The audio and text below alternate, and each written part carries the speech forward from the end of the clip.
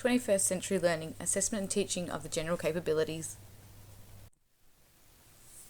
As seen, the Australian curriculum general capabilities are made up of 7 capabilities: literacy, numeracy, ICT, critical and creative thinking, personal and social capability, ethical understanding, intercultural understanding. As you can see, the nucleus of this is taken from the Melbourne Declaration. This is based around the notion that all learners will be successful, creative, innovative in the 21st century.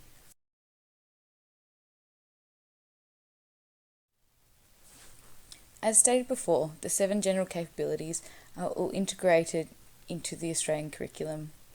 As you see, they are not standalone components, rather integrated into all the other areas.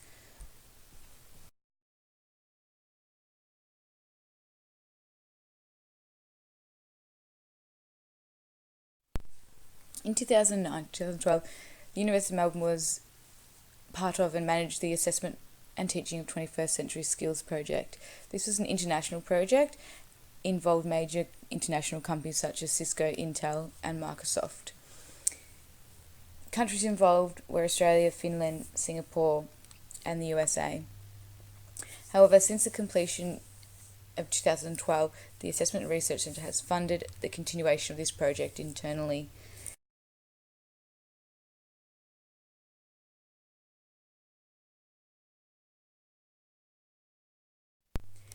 As one of the main aims of this project was to use an online platform, the Assessment Research Centre still use the platform today, where school administrators or teachers need to go on and register their class.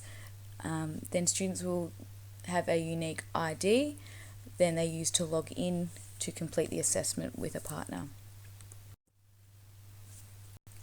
For this assessment, a total of 40 grade 6 primary school students were assessed.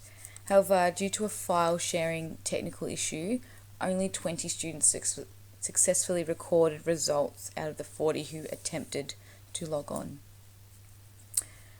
Students navigated through a total of 5 modules with a series of online problem-solving tasks with their partner, at the time unknown to them, who had to communicate through an online chat box to collaborate and problem-solve through these activities and tasks.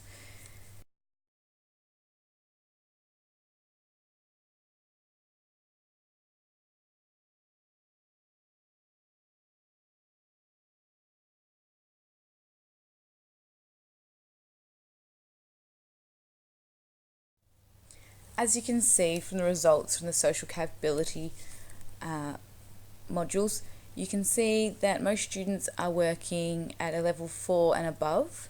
However, it should be noted that there is one student who scored at an independent working level.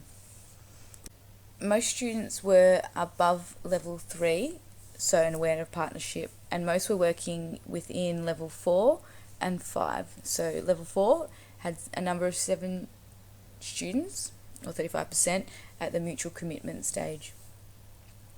A total of 55%, or 11 students, were working at a level 5 valued partnership.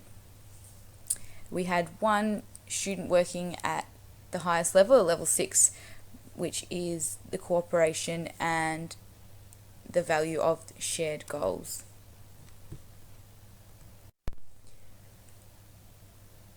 This was a very accurate picture of the students that were assessed, as discussed with my group of teachers in a professional learning community meeting.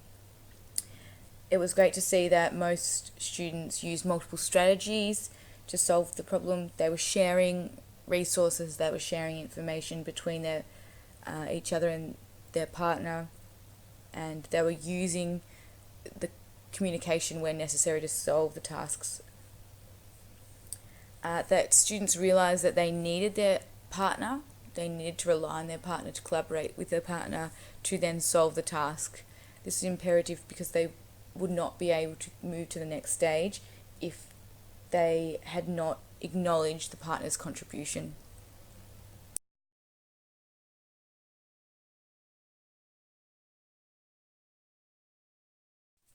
However, it must be noted that the social capability and the cognitive capability cannot be compared against each other, they are their own continuum in their own right. So therefore, we look at the cognitive capabilities and the levels for the students assessed. You can see most students are working level 2, the systematic trial and error, and level 3, the gathering and collecting of information. Of results to be 15 students are working at level 2, which is 75% of the cohort assessed, and level 3 is the gathering and collecting information. We had a total of 5 students working in this area, or a total of 25%. We thought this was a fairly accurate picture and description of our group of students, and that it really showed their use of trial and error and the use of collecting the information from each other to then undertake the task.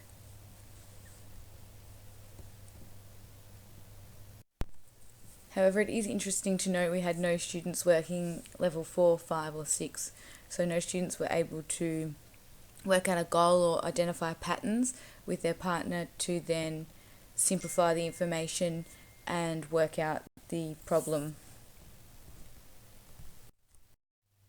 An interesting observation when we looked at the data down at an individual student level was that obviously the students were paired randomly, so this pair was a higher level ability student working with a lower level ability student. However, the data indicated that the student A, as you can see on the rocket report there, was working at level 4, social capability of the mutual commitment, so obviously using multiple strategies, that kind of thing. However, our data assessment and teacher judgments indicate that this student is actually at a higher working level of Australian curriculum, and so we would have predicted this student would have came out higher when working on a task like this in collaboration. However, the lower level ability student B, their rocket report, you can obviously see that they are working at a level 5 on the social capabilities, which indicates they're working at the valued partnership stage. This is a very interesting observation, as we would have predicted he may have came out lower than the student.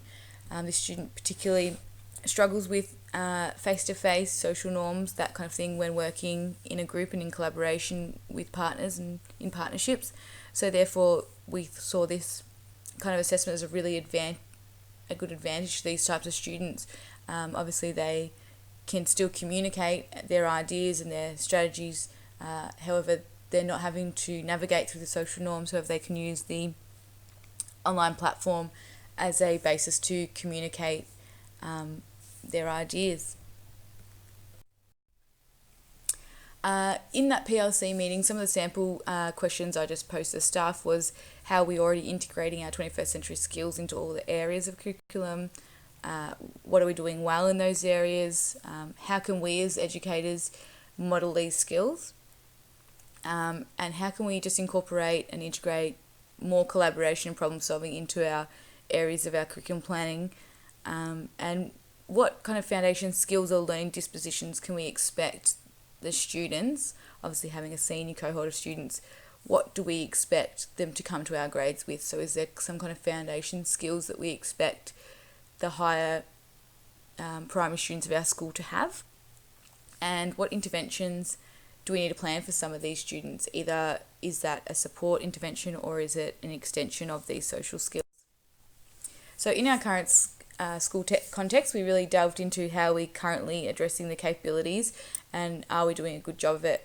And one way we are doing this is through building learning powers of Guy Claxton. In particular, the one of collaboration obviously comes into reciprocity and learning with and from others, and obviously working in collaboration, in partners with other peers. Parts of that obviously is the empathy and listening and really listening and putting yourself in other people's shoes and reflecting on what it might be like for those people.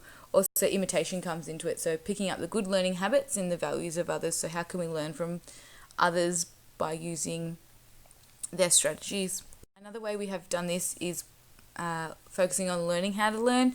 So obviously through metacognition, such as going through growth mindsets, carried work, and obviously having learning pit conversations where students challenge themselves to make sure they're learning a new skill and they're not just practicing a skill, and they're really, when they are in the pit, they understand the strategies that they can help them. And obviously peers and collaboration may be a strategy to help them get out of the learning pit when they're struggling with their learning. Some implications that we did have was obviously the technical and system file sharing issues that I discussed earlier.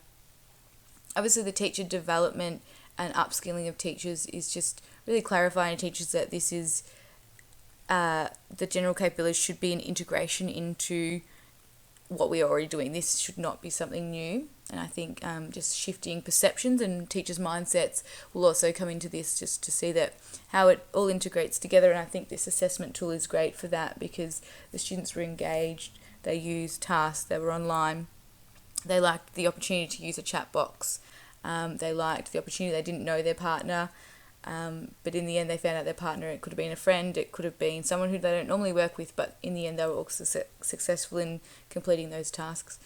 And obviously the other one is just curriculum planning. Make sure we're creating these meaningful opportunities to make sure that collaboration and problem solving can happen in our day-to-day teaching, and that teachers see this as a valuable skill that their students will need for now and into the future.